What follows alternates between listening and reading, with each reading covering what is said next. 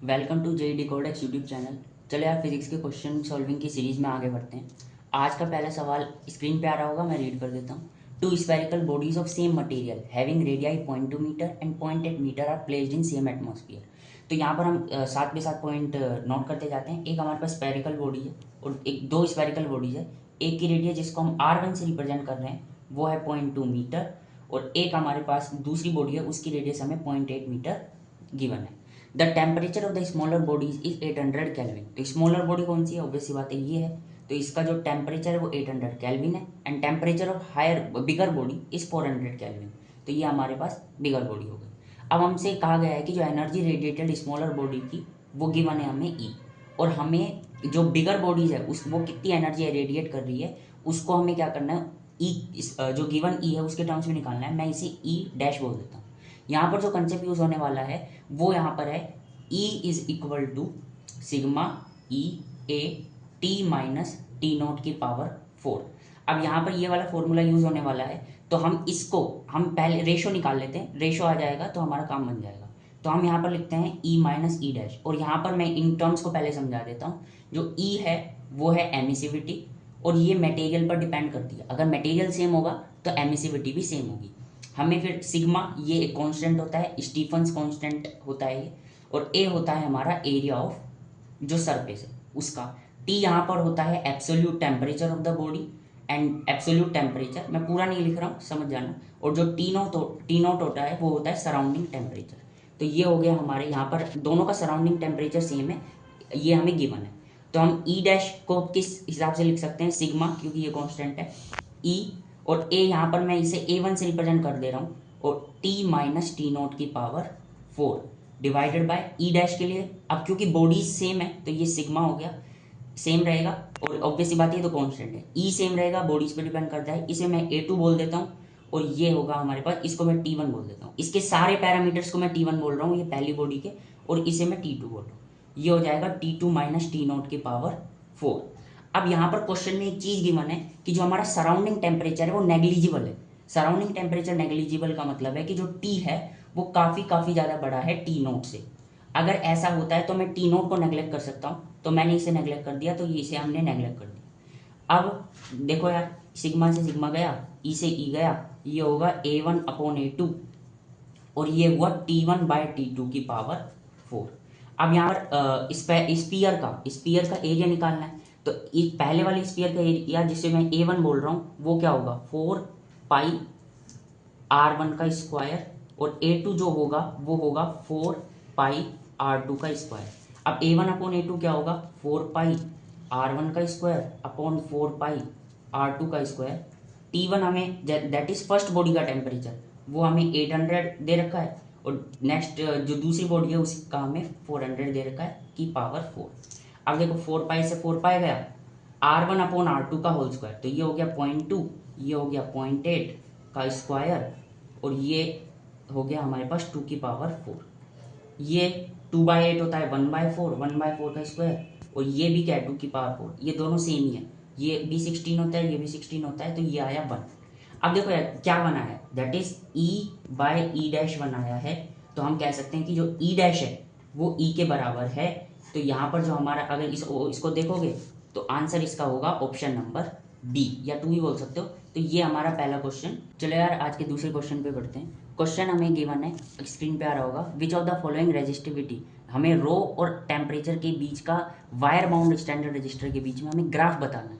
तो यार एक रिलेशन होता है, तुमने पढ़ा होगा, कई लोगों ने रेजिस्टेंस के करस्पॉन्डिंग पढ़ा होगा, बट एक ये रेजिस्टिविटी के करस्पॉन्डिंग होता है कि जो रो होता है वो होता है rho naught 1+α T minus T naught. अब यहाँ पर टी नोट क्या है? टी नोट हमारे पास एक रेफरेंस टेम्परेचर हो गया, और जो उसके करस्पॉन्डिंग जो रेजिस्टिविटी आती है वो होता है रो नोट। तो ये हमारे पास हो गया रेफरेंस रेजिस्टिविटी।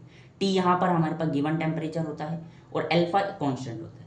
तो यहाँ पर जो रो नोट है उसका रिलेशन कैसे आ रहा है? Rho is equal to rho naught plus alpha rho naught T minus T naught. और हमें ग्राफ किसके बीच में दे रखा है? रो और टेम्परेचर के बीच का ग्राफ दे रखा है। रो और टेम्परेचर का ग्राफ किस तरीके से रिलेटेड है? Rho is equal to rho naught plus alpha rho naught T minus alpha rho naught T naught. तो जो हमारा रो है वो हो जाएगा rho naught minus alpha rho naught T naught plus alpha rho naught T. अब ये हमारे पास कांस्टेंट है, तो अगर मैं ये हमारे पास वाई एक्सिस पर है, ये हमारे पास कांस्टेंट है सी, और ये हमारा एक्स एक्सिस पर है, तो ये और ये हमारा हो गया स्लोप। तो जो y हो गया वो हो गया एम एक्स प्लस सी। और जहाँ पर अगर हम स्लोप देखें, क्योंकि स्ट्रेट लाइन के ग्राफ देखो दो दिख रहे हैं, स्ट्रेट लाइन के दो ग्राफ है, सेकंड ऑप्शन भी स्ट्रेट लाइन है, फोर्थ ऑप्शन भी स्ट्रेट लाइन है, बट अगर इसका स्लोप को एनालाइज करें तो वो होगा अल्फा और रो नॉट। रेजिस्टिविटी कभी नेगेटिव नहीं होती है, जनरल केस में बात कर रहा हूँ, वायर बाउंड है, तो मतलब कोई मटेरियल कॉपर का हो सकता है, टंगस्टन, इस टाइप के मटेरियल हो सकते हैं, और अल्फा भी हमारे क्या होता है, पॉजिटिव होता है। तो जो हमारे पास स्लोप है वो भी पॉजिटिव है, तो हम यहाँ पर कह सकते हैं कि जो स्लोप पॉजिटिव है, इसका मतलब जो फोर्थ ऑप्शन जिसमें ग्राफ हमें दे रखा है इस टाइप का, ये रो और ये टी, टेम्परेचर ऑब्वियसली बात है केल्विन में है, और ये हमारे पास रोम में है, तो हमारा जो ऑप्शन नंबर 4 है वो हमारा करेक्ट आंसर है। होप आपको समझ आया।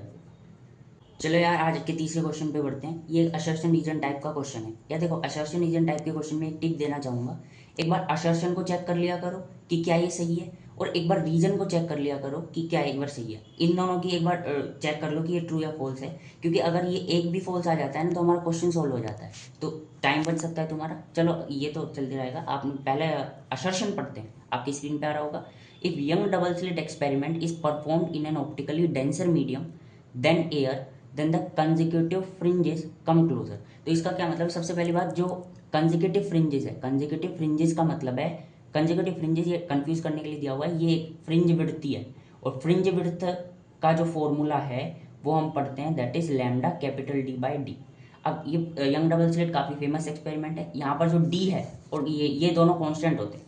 तो अब यहाँ पर हमसे कहा गया है कि अगर optically denser medium, optically denser का मीडियम, मान लो मैं रिफ्रैक्टिव इंडेक्स को म्यू से रिप्रेजेंट कर रहा हूँ, तो ऑप्टिकली डेंसर का मीडियम का क्या मतलब है कि म्यू हमारे पास ज़्यादा है, म्यू ज़्यादा है।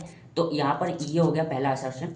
अब रीजन, असर्शन रीजन के टाइप में क्वेश्चन में अगर असर्शन को ट्रू प्रूव करने के लिए अगर रीजन का हेल्प लग रहा है तो हमारे पास असर्शन रीजन ट्रू आता है और करेक्ट एक्सप्लेनेशन आता है। चलो एक बार रीजन पढ़ लेते हैं। रीजन है speed of light reduces in an optically denser medium than air while frequency does not change.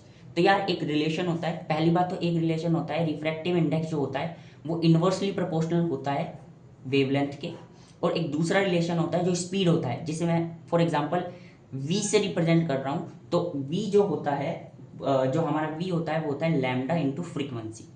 तो यहाँ पर हमसे कहा गया है कि रिफ्रैक्टिव इंडेक्स ज़्यादा है। देखो रिफ्रैक्टिव इंडेक्स ज़्यादा का क्या मतलब है, हमारे पास जो लैम्डा है वो कम हो गया, और अगर लैम्डा कम है इसका मतलब हमारे पास वेलोसिटी कम हो गई या फिर स्पीड कम हो गई, फ्रीक्वेंसी हमारे पास सेम रखनी है, ये हमें गिवन है।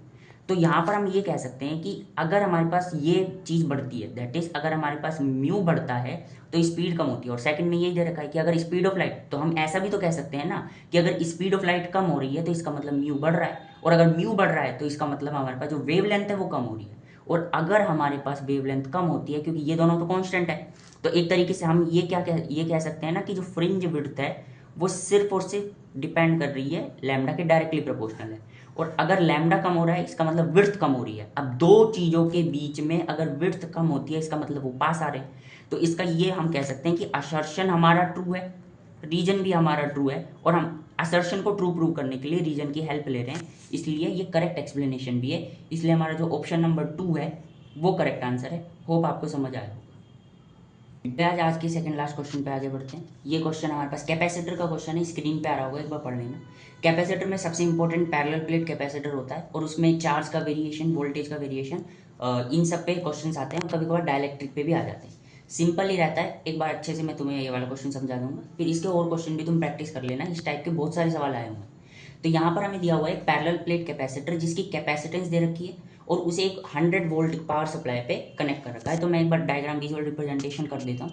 विजुअल रिप्रेजेंटेशन है हमारे पास कि ये हमारे पास एक कैपेसिटर है, और इसको हमने एक बैटरी से कनेक्ट कर रखा है। बैटरी 100 वोल्ट की है, और जो कैपेसिटेंस है वो हमें 40 माइक्रो फैरेड दे रखी है।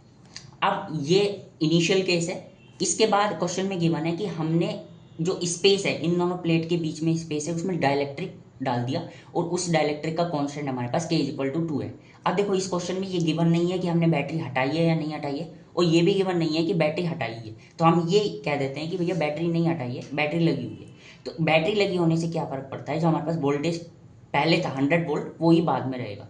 तो यहाँ पर दूसरे केस में हमने क्या किया है, कैपेसिटर है उसे 100 वोल्ट से कनेक्टेड था पहले से ही। अब इसमें हमने क्या किया है, डाइलेक्ट्रिक डाल दिया K इज इक्वल टू 2 से। अब डाइलेक्ट्रिक डालने से क्या होता है, हमारे पास जो कैपेसिटेंस है अब उसकी वैल्यू सेम नहीं रही है, अब उसकी वैल्यू चेंज हो गई है, मान लेते हैं C डैश हो गई है। अब उसका भी एक रिलेशन होता है कि जो हमारे पास नई कैपेसिटेंस C डैश आई है वो होगी K टाइम C। ये इंपॉर्टेंट रिलेशन है, इसी रिलेशन से हमारे पास क्वेश्चन सॉल्व होने वाले हैं। अब हमें पूछा क्या है कि इस डाइलेक्ट्रिक के डालने से हमारे पास जो चार्ज का चेंज हुआ है, तो मान लेते हैं कि पहला चार्ज Q0 था, तो अब चार्ज मान लेते हैं Q डैश हो गया, तो Q1 बोल देते, चलो Q1 बोल देते हैं। तो हमारे पास जो एक्स्ट्रा चार्ज है, ऑब्वियस सी बात है कि हमारे पास जो चार्ज होता है वो होता है CV के। अब K की वैल्यू ग्रेटर देन 1 है, तो यहाँ पर जो C डैश दैट इज नए कैपेसिटेंस की वैल्यू है वो ज़्यादा आएगी, तो हमारे पास जो नया चार्ज है वो ज़्यादा आएगा। तो हमें एक्स्ट्रा चार्ज पूछा है, तो जो एक्स्ट्रा हो गया, एक्स्ट्रा हो जाएगा that is Q1 minus Q0। अब Q is equal to CV होता है, तो अगर इसमें डाइलेक्ट्रिक डाल दिया तो यहाँ पर जो Q1 हो जाएगा that is K into C into V। तो Q1 की जगह हम लिखते थे KCV माइनस Q0 की जगह हम लिखेंगे दैट इज CV। तो अब यहाँ से CV कॉमन ले लेते हैं और ये हो जाएगा K माइनस 1। K हमारे पास 2 दे रखा है तो 2 डाल देंगे, तो हमारे पास जो एक्स्ट्रा चार्ज है वो CV है। C की वैल्यू हमें दे रखी है 40। अब यार देखो SI यूनिट में कन्वर्ट करना बहुत ज़्यादा ही जरूरी है, तो हम यहाँ पर कहेंगे इंटू 10 की पावर माइनस 6 मल्टीप्लाई। अब जो वोल्टेज है वो हमें दे रखी है 100, तो 4 into 10 to the power minus 6 multiply by 10 to the power 3। आसान कैलकुलेशन है, 4 into 10 to the power 4 into 10 to the power minus 3, और ये हो जाएगा 4 मिली कूलम। तो ये हमारा पहले पार्ट का आंसर है। तो ये हमारा जो एक्स्ट्रा चार्ज आया है वो 4 मिली कूलम है। यार अगर तुम ऑप्शन देखोगे ना तो ये सिर्फ पहले ऑप्शन में ही है, तो अगर तुम पेपर में बैठे हो, टाइम कम है, और मैं क्या टाइम कम भी क्यों, अगर तुम्हें समय बचाना है तो पहला ऑप्शन टिक मार के आ जाना। अब पर हम क्योंकि यहाँ पर तो क्वेश्चन सॉल्व कर रहे हैं, लर्निंग के पर्पज से देख रहे हैं, तो एक बार दूसरा पार्ट भी सॉल्व कर लेते हैं, that is change in the electrostatics energy. अब देखो यार, क्योंकि चार्ज चेंज हो रहा है तो हमारे पास जो एनर्जी है वो भी चेंज होने वाली है। मान लेते हैं इनिशियल एनर्जी E है और फाइनल एनर्जी मान लेते हैं E डैश, तो हमें चेंज पूछा है, तो हम यहाँ पर कह देते हैं कि मान लेते हैं हमें नहीं पता कि कौन सा बड़ा है, बट हमें पता है, बट हम कह देते हैं कि यार ई डैश माइनस ई डैश ये निकाल लेते हैं, तो मोड निकाल लेते हैं, आंसर नेगेटिव भी आएगा तो चल जाएगा। ई डैश क्या होगा, दैट इज हाफ, जो नई कैपेसिटेंस है वो CV² माइनस जो E है वो होगा हाफ CV²। अब यहाँ से हम देखेंगे जो हमारे पास नया कैपेसिटेंस है वो KC है, तो यहाँ पर वैल्यू पुट कर देंगे half KCV² minus half CV²। अब यहाँ पर अगर हम कॉमन लेते हैं तो होता है हाफ CV² K माइनस 1। के की वैल्यू हमारे पास क्या है 2 है, तो जो हमारे पास चेंज आया है वो आया है हाफ CV² का। अब तो क्या, अब हम इसे वैल्यू डालनी है, तो वैल्यू डालते हैं तो ये हो जाएगा हाफ कैपेसिटेंस है 40 इंटू 10 की पावर माइनस 6 मल्टीप्लाई बाय जो हमारे पास वोल्टेज है दैट इज 10 की पावर 2 मल्टी का होल स्क्वायर, तो ये हो जाएगा 1/2 मल्टीप्लाई बाय 4 इंटू 10 की पावर ये, और 4 5 हो जाएगा, 5 मल्टीप्लाई बाय 10 की पावर माइनस 6, तो ये हो जाएगा 1/2 मल्टीप्लाई बाय 4 मल्टीप्लाई बाय 10 की पावर माइनस 1, तो ये हो जाएगा हमारे पास 0.2, और हमने सारी चीज़ ऐसा यूनिट में रखी है तो इसे हम कहेंगे ये जूल। तो हमारे पास जो डिफरेंस ऑफ एनर्जी है वो 0.2 जूल है। तो इस ये हमें पहले तो पता ही था, पहले से पता था फर्स्ट ऑप्शन है, बट हमने ये भी सोल्व कर लिया, तो हमारा फर्स्ट ऑप्शन ही हमारा करेक्ट आंसर है। होप सो आपको समझ आया होगा। चलो यार आज के आखिरी क्वेश्चन पे बढ़ते हैं। ये क्वेश्चन रिलेटेड है फ्लूइड से। यहाँ पर क्वेश्चन आपकी स्क्रीन पे आ रहा होगा, that is 2 soap bubble of radius 2 centimetre and 4 centimetre are in contact with each other. देखो यार ये दोनों सोप बबल मैंने सेम बना दिए, बट यार इन दोनों की रेडियस अलग अलग है, समझ जाना तो। द रेडियस ऑफ कर्वेचर, अब इन दोनों को कॉन्टैक्ट में रखा तो इनके कॉमन सरफेस की रेडियस ऑफ कर्वेचर में बताएंगे। या कई लोगों को इसका डायरेक्ट फॉर्मूला याद होगा, और ये फ्लूइड्स, अगर फ्लूइड देखो यार वैसे थोड़ा टफ चैप्टर है, बट अगर इस वाले पार्ट को तुम समझ जाना या फिर हो सकता है फॉर्मूला याद कर लो, काम बन जाएगा अगर तुम्हारा भाग्य साथ दिया तो। अब यहाँ पर हमें कहा गया है कि अगर इन दोनों को कॉन्टैक्ट में रखा, तो देखो यार जब इनको कॉन्टैक्ट में रखते हैं ना तो एक ऐसे लेयर सी बन जाती है, दैट इज एक रेडियस ऑफ कर्वेचर सा बन जाता है इन दोनों के कॉम्बिनेशन से।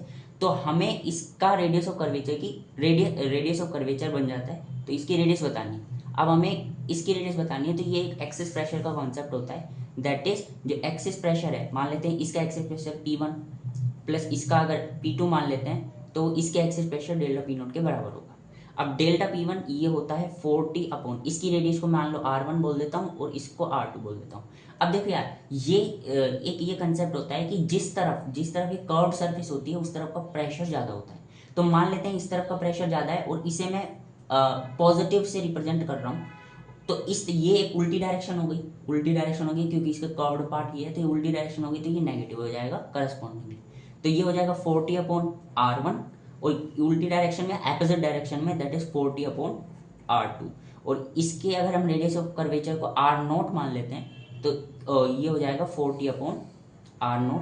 अब ये सिंपल कैलकुलेशन है, 40 का है, तो यहाँ पर जो 1/R1 minus 1/R2 is equal to 1/R0। अगर इसको और सिंप्लीफाई करें तो एलसीएम ले लेते हैं, R2 minus R1 divided by R1 R2 is equal to 1/R0। तो हमारा जो R0 आता है वो आता है R1 R2/R2 माइनस R1। तो यार ये एक स्टैंडर्ड सा है, अगर तुम याद कर सकते हो इसको, वैसे इतना कोई बड़ी डेरिवेशन इसकी है नहीं। तो अब यहाँ पर डायरेक्ट हमें बस वैल्यू पुट करनी है, तो हमारा जो R0 that is our answer. R1 क्या है हमें 2 सेंटीमीटर, R2 हमें गिवन है 4 सेंटीमीटर, और ये हो जाएगा 4 सेंटीमीटर माइनस 2 सेंटीमीटर, तो ऊपर हो गया 8 सेंटीमीटर डिवाइडेड बाय ये हो जाएगा हमारे पास सेंटीमीटर स्क्वायर, और ये हो जाएगा 2 सेंटीमीटर। तो हमारा जो आंसर दैट इज R0 आया वो आया 4 centimetre, and that is our answer. Integer type का सवाल है और इंटीजर ही हमारा आंसर आया है, तो ये हमारा आंसर हो गया। आपको ये वीडियो अगर अच्छी लगी तो इसे शेयर करना, और ये अगर मुझे कुछ अगर तुम्हें वो बताना है मुझे कि कुछ सजेशंस हो तो वो मुझे बताना, कमेंट भी करके जानना। Thank you very much.